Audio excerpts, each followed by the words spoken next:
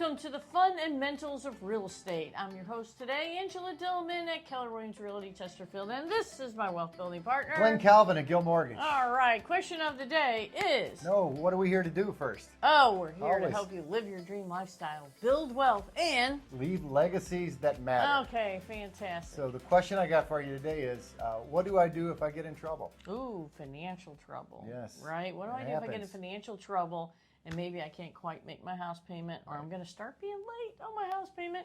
Right. So hopefully we've done a good job to keep you from getting there. But as we say, life happens. Yeah. It does. And it can be a sudden job loss. It can be an injury. It can be an accident, illness. Yeah. Any things that can throw our financial world into turmoil. Yeah. So Absolutely. What do we do? What do we do? Okay, well, the first thing we do is we start communicating early. Yes, and I would say Please even don't before put your that, head in the sand. Don't put your head. Even before that, I would say don't panic. Yeah, don't panic. Don't put your head in the sand though, and that's what people do. Yes, though it's horrible. Yes, because it's not These problems do not get better with time. They do not get better. They get worse with time. Probably, and since most people do all they can to avoid pain, we avoid pain more than we will move toward pleasure. Yeah, right. And so because it's painful, maybe even a little embarrassing, we don't want to talk about it. Right. But that's, you give us a call, we're going to help guide you and start giving you options and people to talk to, attorneys to talk to. I'm familiar with short sale. We can help with that. There are companies that do short sale. Glenn's going to give you some advice. Always here to help. We can hold help your you hand. talk to your lender. Right. The lenders have counseling departments. Yes, there's everybody. We counseling talked this departments. before. Everybody loses in this situation. So communication Right. can help mitigate some of that There loss. is such a thing as loan modification that you can try to Modification try as and well. forbearance. Yeah. Right, and forbearance, which means I'm going to hey, You're going you to add don't these have payments to make, on to the end. I'm going Right. to end them on, but you don't have to make them right now for 3 months or maybe 6 months. We did that during COVID We a little did. bit. So the important thing to remember on that, there has to be a reason. There's got to be It a just hardship. can't be because, I don't feel like it. Right, or I just mismanaged my money. Right. That's kind of a drag. But a divorce, is divorce considered a hardship? Of course. Okay. Yes, of course. So We it see could all be the time. that, right? Yeah. So any kind of loss of income for any reason is going to be a hardship. Right. So we're going Right. to talk today about, I want to sell my house, but it's not quite worth what I want to sell about. So we're going to talk a little bit about the short Yeah, sales. so what is a short sale? A short sale is when I go to sell my house, whatever money is left over after all the selling costs of selling it, I don't have enough to pay off the bank. Right? So it doesn't necessarily mean I owe more than my house is worth. Your house may be worth a little more, but by the time you get through all the selling costs, it's not worth as much. Angie, why do you think a lender would even consider that? A lender will consider doing that because it's less costly for them for you to sell the house and pay them off a little less than what you owe than it is for them to go through the foreclosure process. Better than you just it's timely. send them the keys there's and walking attorneys. away for foreclosure, bankruptcy. Oh my gosh, everybody yes. comes out better on the short sale. On the short sale. So we don't know credit score. We used to say the credit score doesn't get hit as hard. You may see some of that on the internet as foreclosure, but you have to be late on your payment in order to be considered for a short sale. So by the time, the timeline, Most likely you get to this process, your credit score is going to be bad. But to me, that's going to be lower down than worry than protecting yourself from a bigger loss and digging yourself deeper in the hole. Right, and the recovery time, though, is shorter. Yeah, So you in can order get to an get FHA another loan in about 36 months after a short Yeah, sale. how about that? 36 is only 3 years. Right.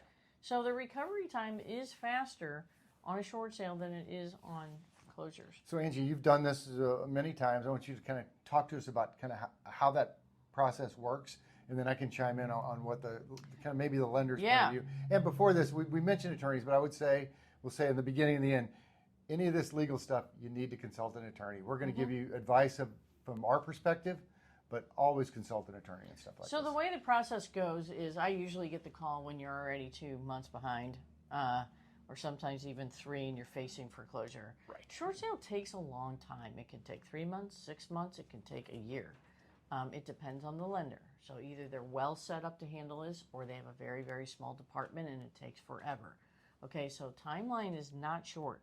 And once you get a foreclosure letter, unless you make a payment, like say, sometimes they'll say if you make a payment and a half, or 1 payment or 2 payments, I will back off the foreclosure and give you some more time.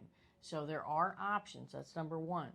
But number two is we're going to get a hardship package where they're going to send it to you, and it's a lot of stuff. It's like every little thing on your budget has to be filled out. They're going to want bank statements. They're going to letters, your income has to be documented. Right. So we help you with it. It's a big packet. We get it filled out, get it sent in. Now, can you stay in your home during a short sale? Yeah, of course. You can stay in your home up until the time it's foreclosed on at the courthouse. That's right. It's still yours, by the way. It is not the bank's. During a short sale, you still own the home. It is still in your name. You can sign a listing agreement. You can sign a sale contract. But if the sale contract will not pay that lender off in full, you have to get permission for that sale contract to be approved to get to closing. So that's what we say you're short of the entire balance to sell the house. Short of the entire balance, right?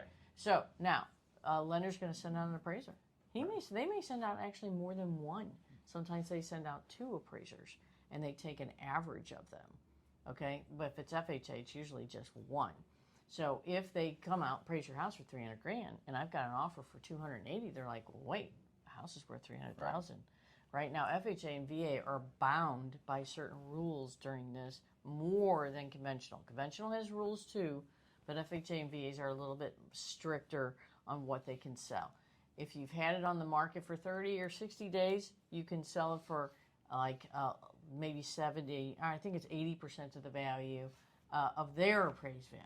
Not your value, not your realtor's value, not your HomeBot value, not your Zillow value, right? It's their value. So that's part of the process too, is getting it appraised and then figuring out how much less they're going to let you sell it. And the other thing is, once that foreclosure process is started, and they're going to run parallel with each other. They're going to run parallel. Right. They really are. And it's a race of the clock, I got to tell you. And as soon as that foreclosure information becomes public knowledge, you're going to start to get solicitations from people that buy distressed real estate. That's true. And be careful with that as well. And some of them are very good and legitimate.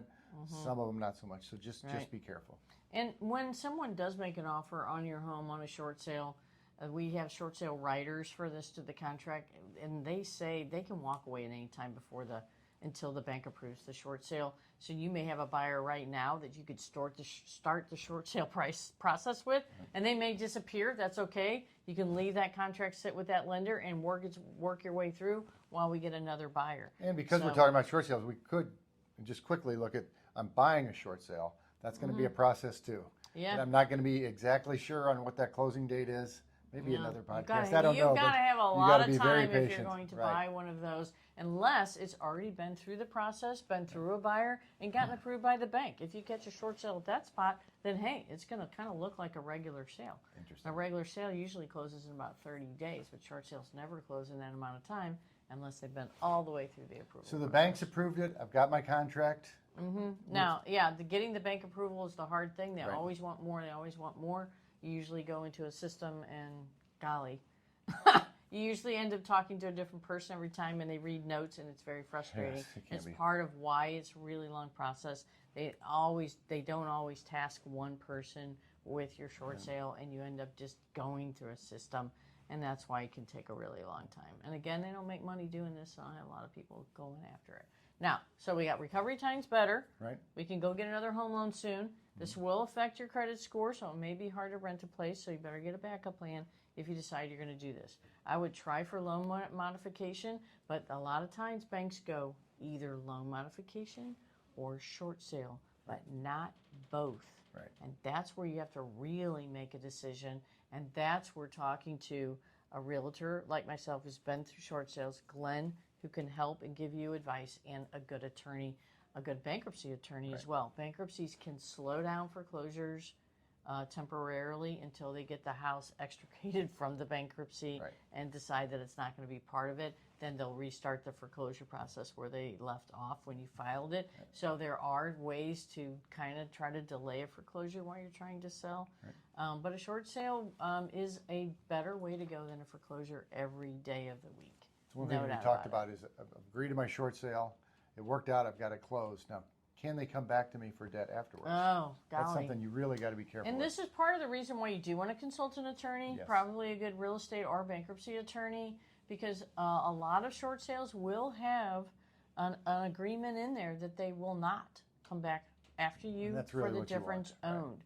If that is not in there, you could be a year or two out and that thing pop up and that bank come after you for the difference between what they put in their pocket and what you owed them. So if it's a $20,000 difference, they could come after. Now, if you have a first and a second, you got to get them both to agree to the short sale, and you have to do both their short sale processes. And they both are going to come out and appraise the property. So having a first and a second is a little tougher. But I think once you get there and you're at the closing table, I'm buying the short sale, and I've done my homework, everything's right. You get the title company's also going to be a good resource, and they're going to help to make sure that I'm buying that short sale, I'm protected, no different buying another house. Right. And then when I close it, I want to make sure that I'm protecting myself, that nobody can come back for that debt. Yeah. When you're selling it, that's a big deal. What are some other things I might want to be aware of, Angie? Well, it's a race to the clock. Don't put your head in the sand. Oh, yeah. Communicate to the lender. Find out what all their options are. But again, be careful. It's usually in one option or the other. So you really want to vet this out. Right. And don't just research on the net. Call the realtor, call your lender, call somebody like Glenn to give you other lending advice. If it's a different and call lender, an I'm always attorney. happy to help. And call an attorney as well. Sometimes just knowing the lingo and the speak of that to help people. My take is, you're not the first one that this ever happened to. You're not going to be the last. Things happen in your life. Don't despair. Don't panic. Keep your head on straight. Face your problems head on. Just like you did when you bought the house. Get a team. Surround yourself with a team of people to help you. Right. And consider the short sale option. That's right. And if your house, you never know, your house may be worth more than you think. Yeah. And you may think, oh my gosh, I'll never sell. I just bought it 2 years ago. Yeah, you actually might be able to get out from underneath it. So first get the value, the real numbers, and do it early. Do it early. It's all I can say. All right. Next week we'll go through foreclosures and that process, really. All right, Okay? great. Until Join next us time. then. All right. We'll see you then.